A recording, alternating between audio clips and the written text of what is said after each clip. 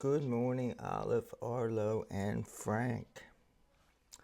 Grandpa coming to you from the living room in Jacksonville Beach. Another beautiful but cold day out there, but you're not going to see the day. We're going to read us some Dr. Seuss, and today we're going to do Great Day for Up, which he wrote in 1974, and I should have put this in here too, that pictures are by Quentin Blake, and that's an interesting way to put it. Usually they'll say illustrated by or illustrations by, and then whoever did them. But this one, it's saying pictures by this fella. And I'm going to be reading from this because you don't want me to be going like this looking at stuff. So it just makes it easier. And this is a Bright and Early book. It says Bright and Early books are an offspring of the world-famous beginner books designed for an even lower age group. And like I've said, I'm no expert in childhood development and childhood education, so I have this in 1 to 4, but this would be, like Olive, you'd be able to look at this pretty soon. You won't be able to read any of it for a little while. Although you could probably read some of this, but pretty soon this will be too young for you. So hopefully you watch it a couple times, and then maybe someday you'll play these for your children. Same with you, Olive and Frank. So they will encourage even preschoolers to discover the delights of reading for themselves. So except for you, Frank, you're both preschoolers, I guess. Olive, you're a toddler now, so maybe it doesn't mean everybody that before they go to a real school, like first grade. I think you're in kindergarten right now, young Mr. Clark. Great day for Up.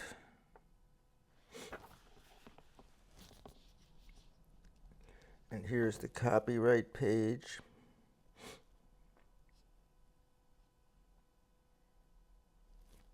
And these look different, these pictures. The background looks like watercolor. And then we'll take a look at the other things as the characters in there. We'll see if they look like watercolors or maybe drawings or something.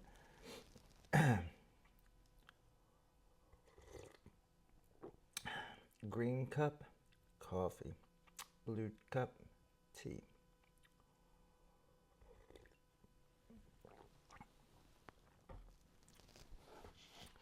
I have a cup of coffee first, or a cup of tea first thing getting up in the morning, like somewhere around 6 a.m., 6:30 a.m., 7 a.m., and then sometime in the early afternoon, quite often I'll have a cup of coffee.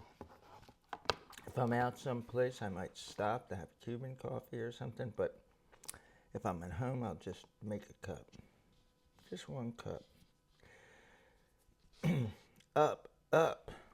The sun is getting up. So this says up, up. The sun is getting up. And here is the sun coming up. And you can see that this is like the dawn. And grandmother and I sometimes get down to the beach and watch the sun come up. Someday we'll take you guys down there to watch the sun come up. So this is looking like watercolor. This is a bunny rabbit. And so it looks like the whole thing. This guy's, and he's very good. Just different. Different than what we're used to. I don't know like where we were in the life of this guy. Maybe he was just getting old and couldn't do the illustrations anymore. Maybe he never did the illustrations. I'd have to look.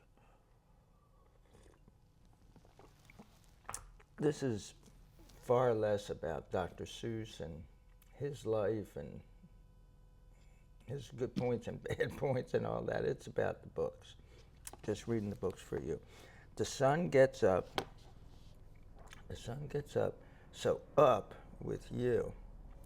Up, ear number one, and ear number two. And you see that he puts one ear up, and that's how rabbits listen. They pop an ear up, pointing in the direction that the sound is coming from, and they go, whoop. Dogs do that too.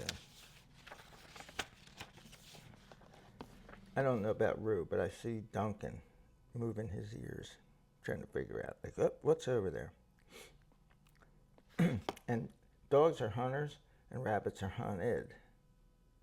Dogs have their eyes on the front of their face so that they can see things and go catch them and eat them. And bunny rabbits, they have their eyes on the side, and they have big ears. They want to hear Duncan coming, because Duncan doesn't need to eat them, but he wants to because he's a dopey dog. And they're just living their life out there, but they're always afraid. If you see rabbits in the wild, they always look like they're very, very nervous. My neighbor Tony, who is a veterinarian, said that these little rabbits and other little rodents and things like that, squirrels and all, that they're Mother Nature's bag of chips for these giant birds and, other animals on the ground.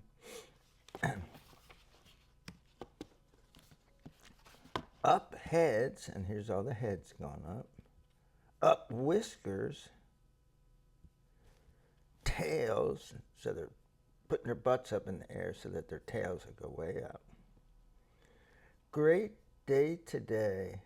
Great day. Oh no, wait a minute, I'm getting ahead of myself. Up. Great day today. Great day for up.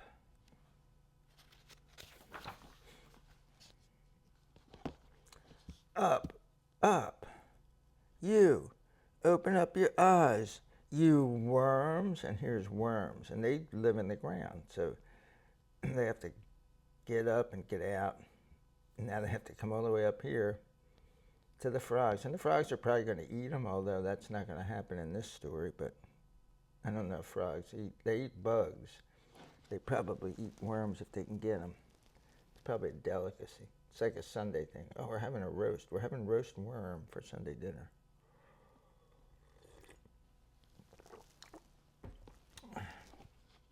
You frogs. There's the frogs. You butterflies. Up whales. And there's the whales. Up snails. Whales are very big and snails are very small, but they rhyme. Up rooster. Hen. So this is the hen. The hen is the girl chicken, and the rooster is the boy chicken. Oh, let's get ahead of ourselves. Up, girls and women, boys and men.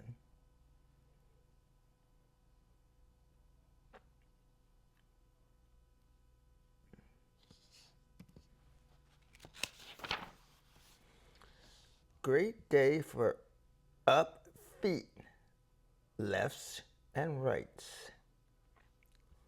So they're putting their feet up, lefts and rights. So they're going to do something that rhymes with rights. So look at that and you guess and tell me what those are. Rhymes with rights. And up, baseballs. So here's a guy with a baseball bat. Footballs. I don't know where here's the football up here. So he hit the football with a baseball bat and made it go up there, and it's going towards, what's that? Kites, that's right. You know what that is. It's a kite. Great day to sing up on a wire. And I always have this saying that I say to your grandma. It's when you see the birds on the wire, the kids are back in school. So in the middle of the summer, you don't see birds on the wire because it's just hot. they're staying in the shade someplace. But when it gets cold out, they sit up there on the wire, and the kids go back to school when it gets cold out.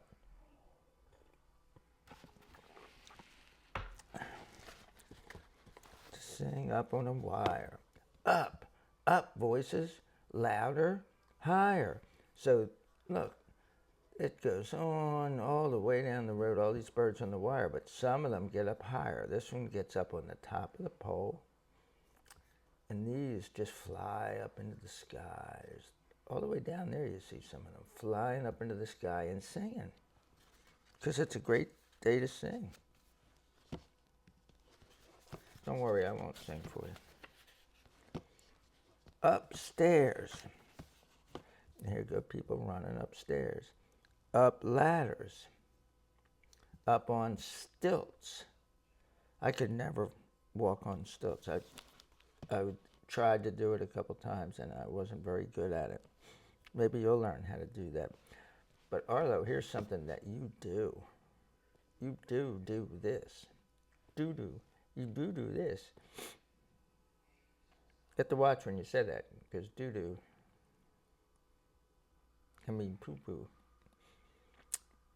So when you say it, you say you do this.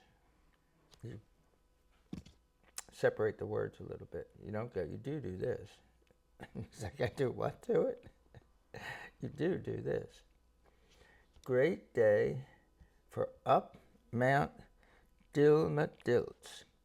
So we know we're going up a mountain because we see what it looks like, and here's a mountain goat that you're going to see up in the mountains, and here's people. Now they're going up holding on to each other, and that's something that they do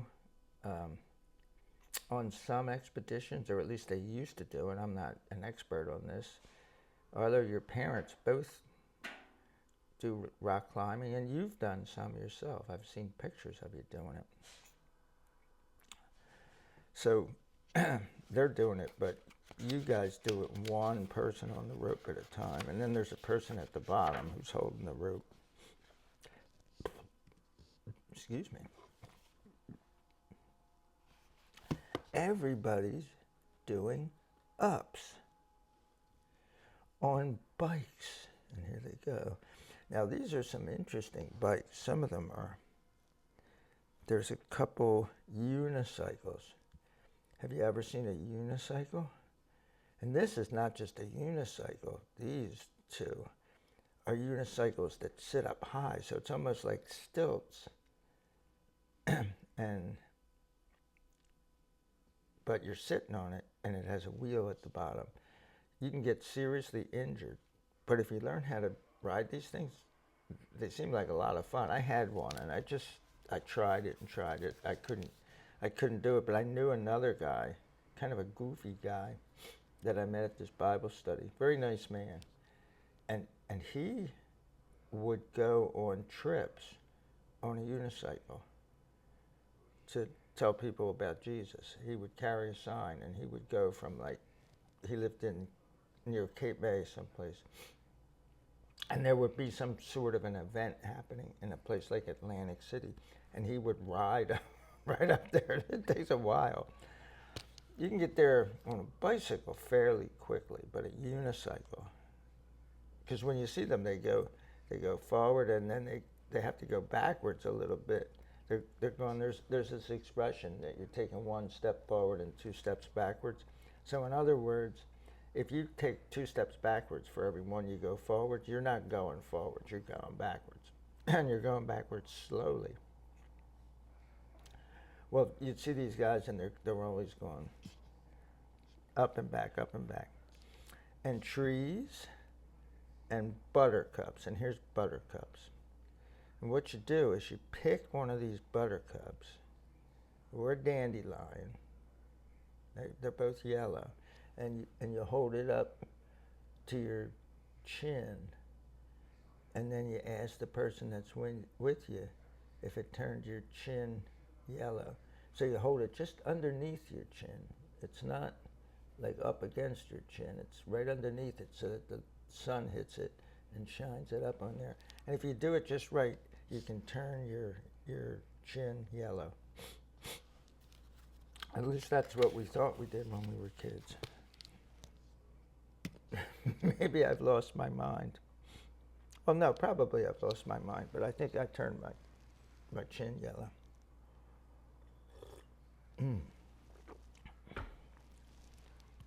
Up, up, waiters.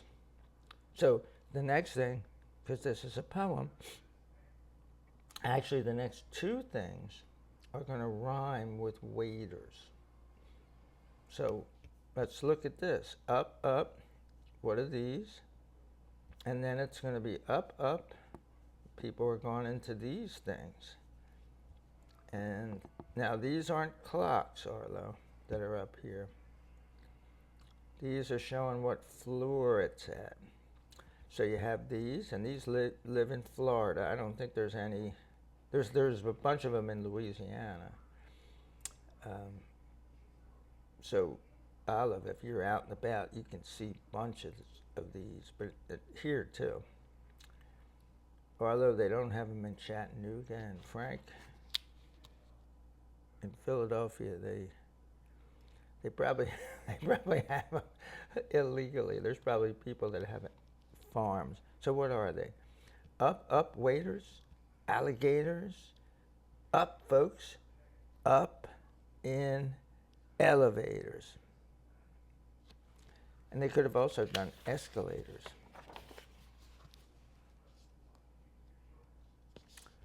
Up giraffes.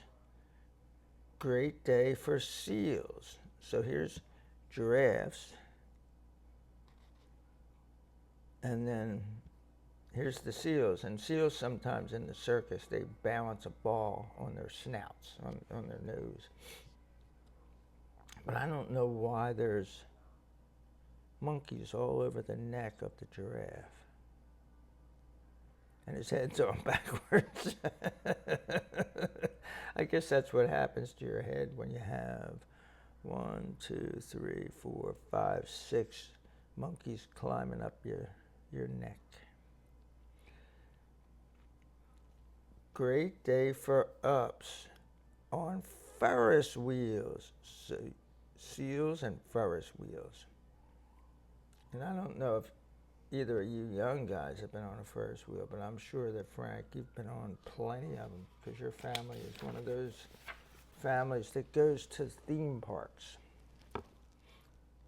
Now, although you had a birthday party last year at one of the Disney parks or a couple of the Disney type parks, whatever, in Orlando, some kind of Orlando thing.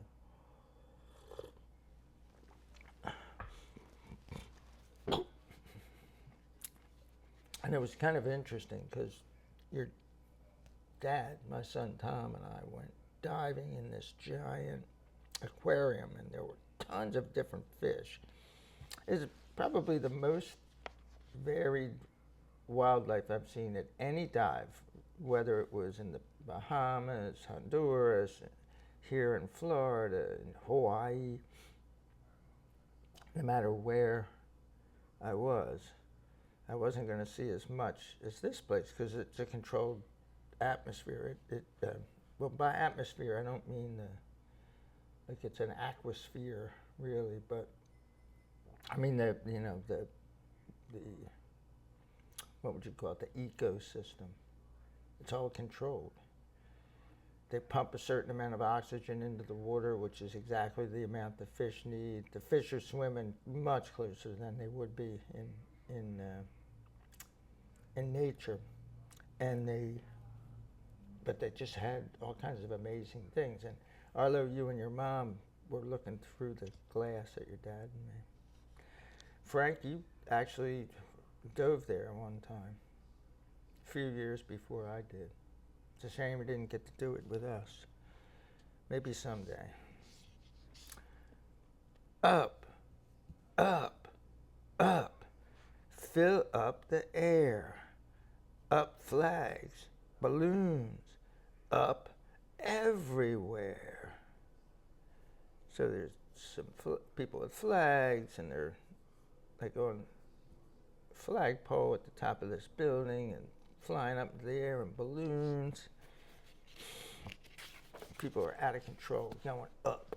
They're all about up. It's fun to say that word, up. The letter P is a great word to use when you want to emphasize something. Pick a word that has the letter P prominently in it. Like, oh, he's a prophet.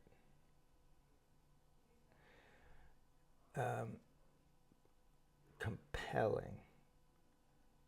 I'm going to make a compelling argument. And if you go, when you do it, it causes people to believe that word more than they would other words. Up, up, up. Great day for up. And then look at all this. Wake every person, pig and pup, till everyone on earth is up. There's a lot of stuff happening on this page. Airplanes are going. There's people, this dude's riding balloons. Don't try this at home, kids.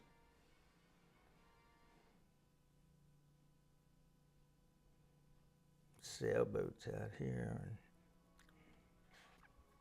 all kinds of stuff happening.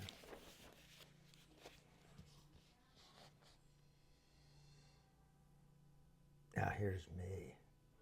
Here it goes. Except for me. Please go away. No up. I'm sleeping in today. And it's nice because now I can sleep in almost any day because I'm retired. So this is all the, let's see if I can get to this page.